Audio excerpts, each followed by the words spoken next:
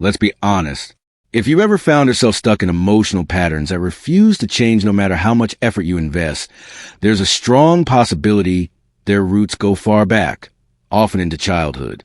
Carl Jung understood this clearly, not in a superficial inner child sense, but in a profound, layered, and transformative way. From his perspective, childhood is not simply the starting point of life.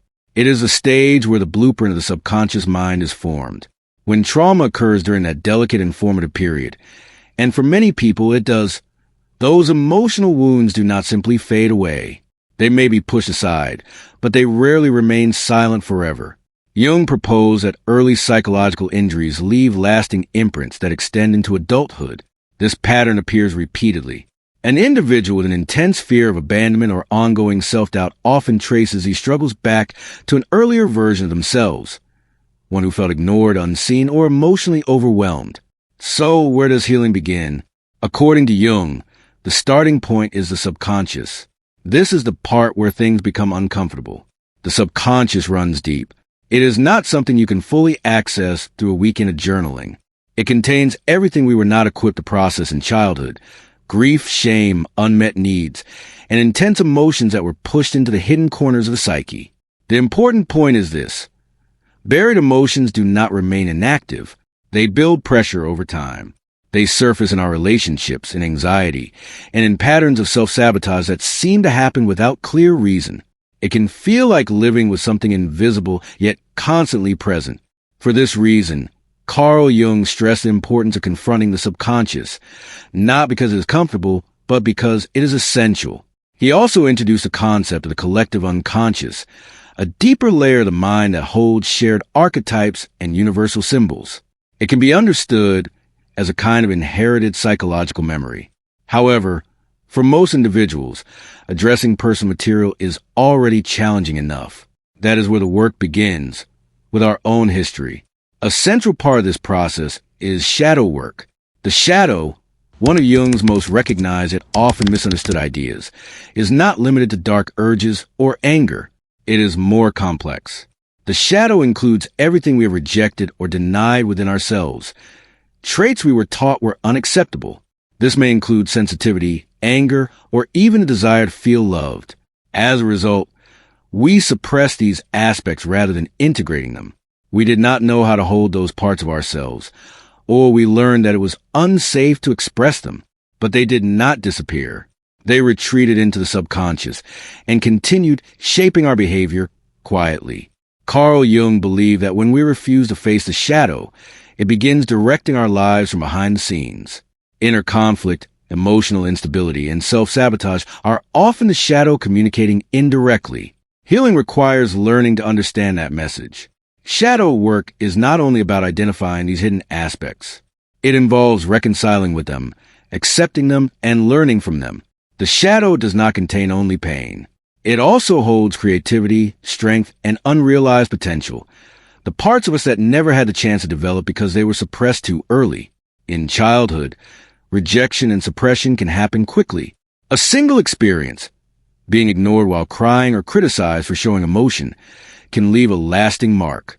When these moments remain unexamined, they settle deeper into the subconscious.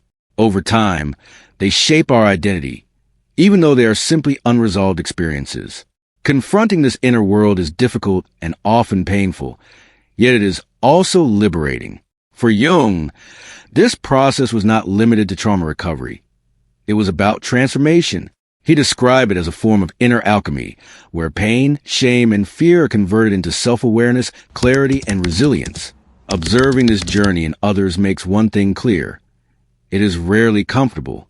There is resistance and doubt. But there is also progress, integration, and the realization that you are more than the narrative you inherited. The essential truth is this: you are not broken. You are carrying experiences that were never fully processed. There is a significant difference when we engage in this work, the honest, challenging kind. Gradually, we begin to change. Instead of reacting on impulse, we respond with intention. We become aware of our triggers and recurring patterns, and over time, they begin to lose their control. We start showing up in a new way, more integrated and less fearful of our own complexity.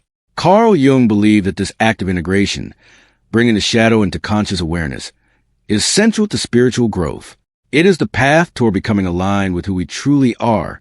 Now consider self-awareness. The term is used so frequently that its depth is often overlooked. In Jungian psychology, self-awareness is not simply understanding yourself at a surface level. It is an ongoing and deliberate process.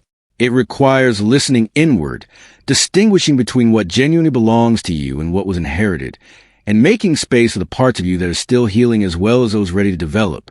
Self-knowledge begins with observation, but it deepens when we're willing to ask difficult questions. Why does this situation trigger me? Why do I seek constant approval? Why do I feel diminished around certain individuals? These questions create opportunities for insight. Childhood plays a powerful role in shaping these patterns. It is during those early years that we internalize beliefs about ourselves, often without explicit words. A parent's tone, emotional distance, or pressure to achieve can leave lasting impressions. If left unexamined, these influences remain with us. But when we consciously explore them and confront the subconscious directly, we begin the process of reclaiming our identity. And here is the meaningful part. The deeper you explore your inner world, the more space you create within yourself for love, for clarity, and for genuine choice. That is what authentic healing does.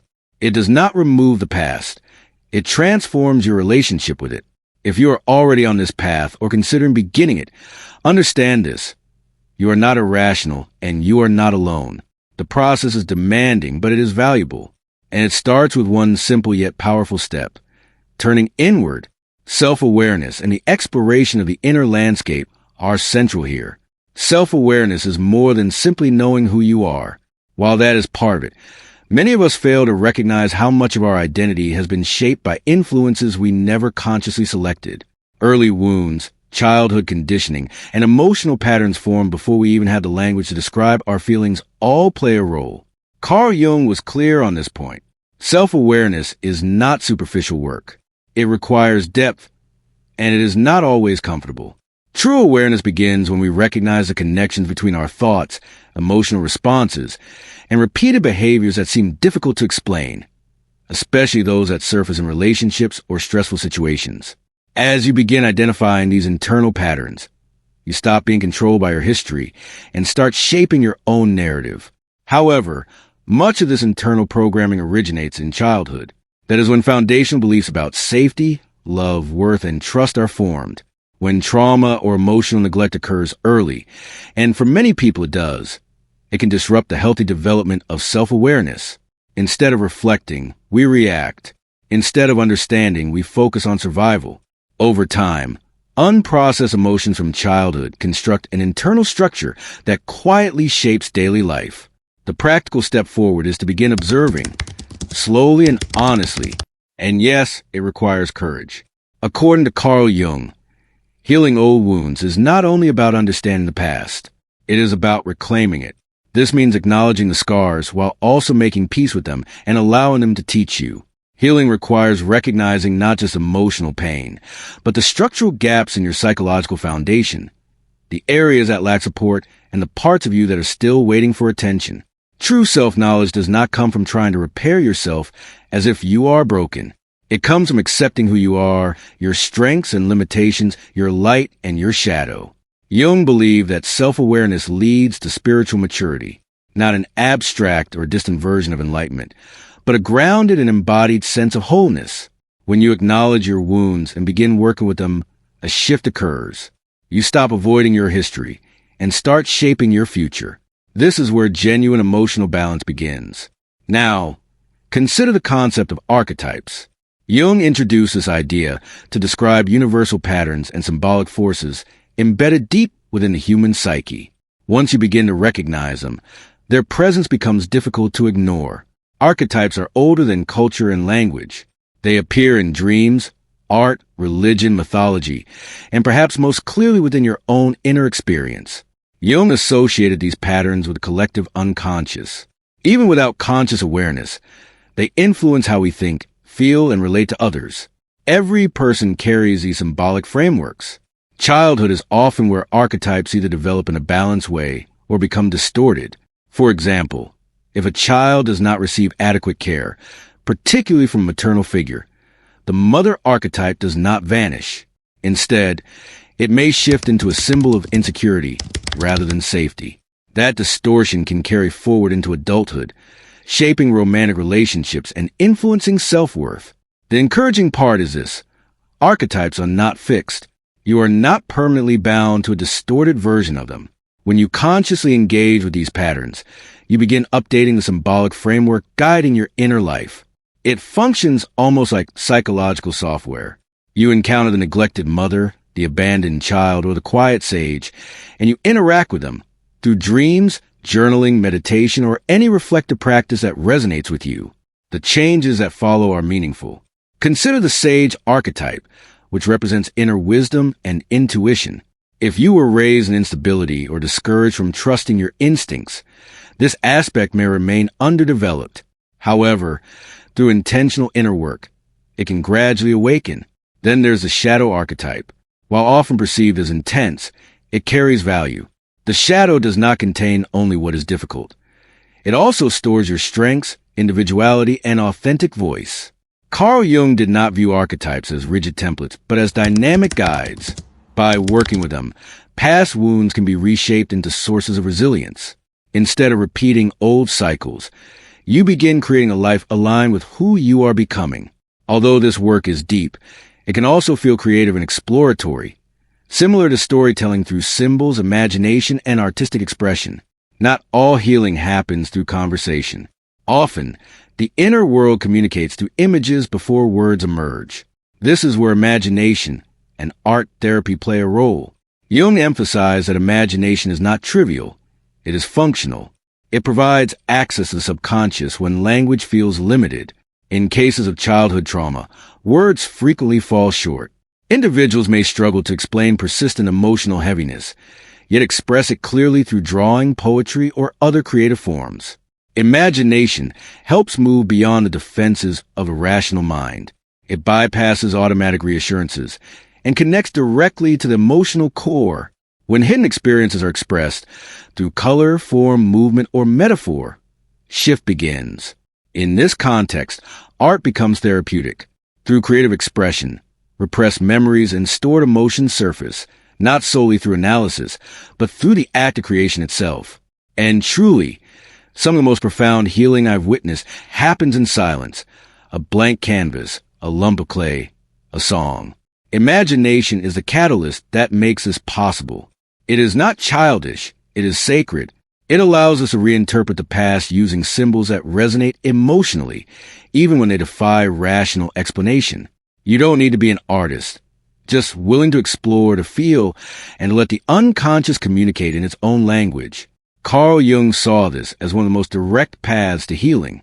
The key is engaging the subconscious on its own terms, not through force, but through listening, through imagery, symbols, and storytelling. Ultimately, healing is not simply fixing a problem. It is about transforming your relationship with your inner world. When used intentionally, imagination does exactly that. Art becomes a form of inner alchemy. Healing childhood trauma is not just about confronting pain. It's about converting it into something meaningful, even beautiful. This is not merely recovery. It is a kind of rebirth. One of the most powerful tools in this process is art. And I'm not referring to gallery-level skill. This is about raw, honest, symbolic expression. Jung believed that art can reveal insights about ourselves that words alone cannot. I've seen it in practice. Someone picks up a brush, writes a poem, or dances alone, and a shift occurs. Art is not only a way to face the past. It reshapes it. It allows us to view our experiences through a different lens, guided by imagination. Remarkably, the act of creation doesn't just reflect the inner world. It transforms it. Jung considered imagination and creativity essential tools for inner healing, not optional extras. When we create, we connect to something timeless, something archetypal, and in doing so, we move closer to integration and wholeness. We're not simply creating images. We're reconnecting with parts of ourselves that have been forgotten. That's why art therapy can feel so sacred. It opens a space for voices that were never heard. Through this process, people reconnect with buried emotions, repressed memories, and perhaps most importantly, a hidden sense of strength they didn't realize still existed. This brings us to personal mythology, the inner story you've been living. Let's be honest. Most of us are following a narrative we didn't write. Childhood experiences, social conditioning, and family roles shape us, and then we wonder why we feel stuck, disconnected, or lost. Carl Jung believed that beneath all of that lies your personal mythology, and once you begin exploring it, everything changes. Personal mythology is not fantasy. It is a symbolic storyline quietly running through your life. The patterns, roles, recurring images, and dreams that have been present for as long as you can remember.